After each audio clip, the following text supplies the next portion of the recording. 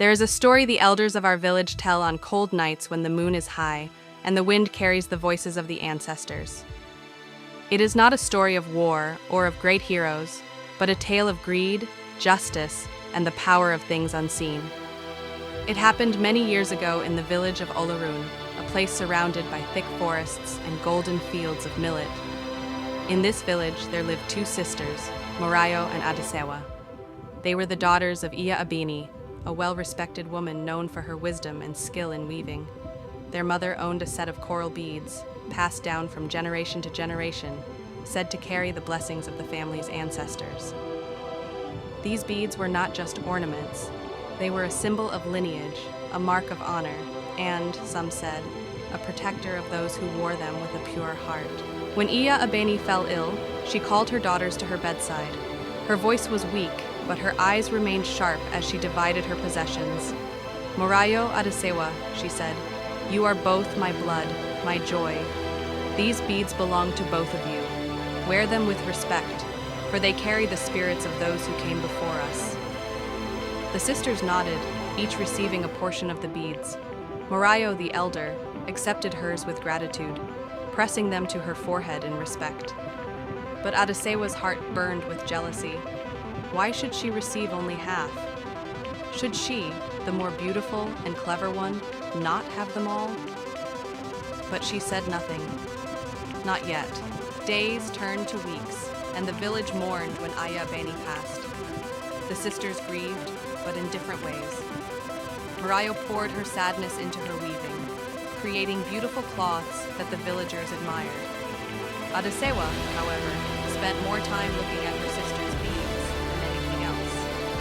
At night, she would stare at the coral glistening in the moonlight and whisper to herself, "They should be mine, all of them." One evening, a festival was held in honor of the new yam harvest. It was a time of song, dance, and merriment. Women wore their finest wrappers, men played the talking drums, and children ran through the open fields, laughing. Adesewa saw her chance. That night, while Morayo was asleep, she crept into her sister's room, her heart beating like the drums outside. Carefully, she removed the beads from Morayo's neck and placed them around her own. The village elders were called to settle the matter. The beads were meant to be shared, they said. Return more.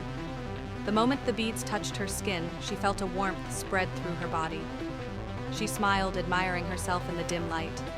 She would be the most admired woman in Olarun. She would walk through the village, and people would see that she, Adesewa, was the true daughter of Iya Abeni. With this thought, she drifted to sleep, unaware of the silent eyes watching her from the darkness. The next morning, the village was filled with murmurs. Morayo awoke to find her beads gone, her neck bare. She searched frantically, only to see Adesewa walking into the morning sun, the full set of beads resting on her neck as if they had always belonged there. "Adesewa, my beads," she cried, but Adesewa only tilted her head. "Your beads? Are they not our mother's? And did she not give them to us both? I merely took what was already mine. Io's half, and let peace reign in this house." Adesewa, proud and arrogant, laughed. "The beads are one, as they were when they belonged to our mother. Should they not remain one now?" The elders shook their heads, but Adesewa was stubborn. She refused to return the beads, and no one could force her. So Morayo, heartbroken, let the matter go, choosing instead to live her life in quiet dignity. But the gods had seen everything. That night, as Adesewa slept, a terrible dream came to her. She was walking through the village, wearing the beads proudly, when the whispers began. First, they came from the trees, then from the ground, then from nowhere and everywhere at once. "Thief! Betrayer! Unworthy!" The voices grew louder, swirling around her like the harmattan wind.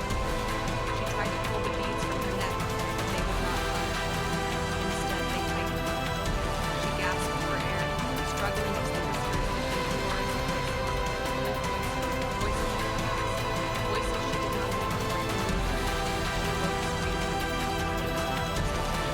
The next morning, Adesewa walked into the village square. Her face pale, her hands shaking. "Take them!" she cried, clawing at the beads around her neck. But the beads would not come off.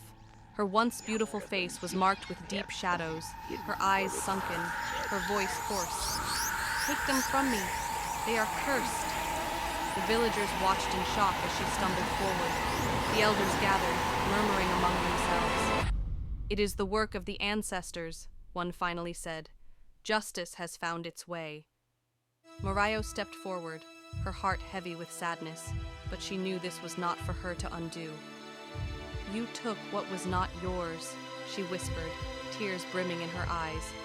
"And now the ancestors have taken from you." That night, Adesewa fled the village, disappearing into the forests beyond Olaroon. Some say she wandered the land, searching for a healer who could remove the beads. Others say she was never seen again.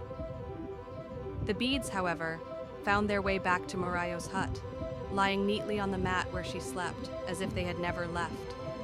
Since then, the women of Olaroon tell this story to their daughters as they string beads around their necks, whispering the same warning that has echoed through generations.